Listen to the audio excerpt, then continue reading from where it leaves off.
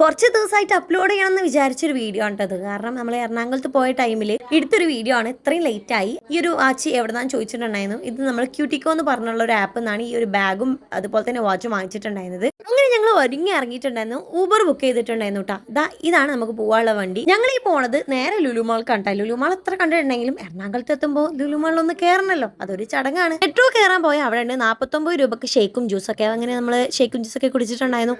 അങ്ങനെ നേരെ മെട്രോ സ്റ്റേഷനിലേക്ക് പോയി. ബാബുനോട് ഈ ഒരു എസ്കലേറ്ററിൽ കയറാൻ പറഞ്ഞു. പക്ഷെ ശരിക്കും നമുക്ക് ഇതിലേന്നും അല്ലേന്നു കയറേണ്ടത്, വേറെ വഴിയുണ്ടോ പോകേണ്ടത്. അങ്ങനെയുള്ള സ്റ്റെപ്പൊക്കെ പാടി എന്നെ കൊണ്ട് ഇറങ്ങിപ്പിച്ചിട്ടുണ്ടായിരുന്നു.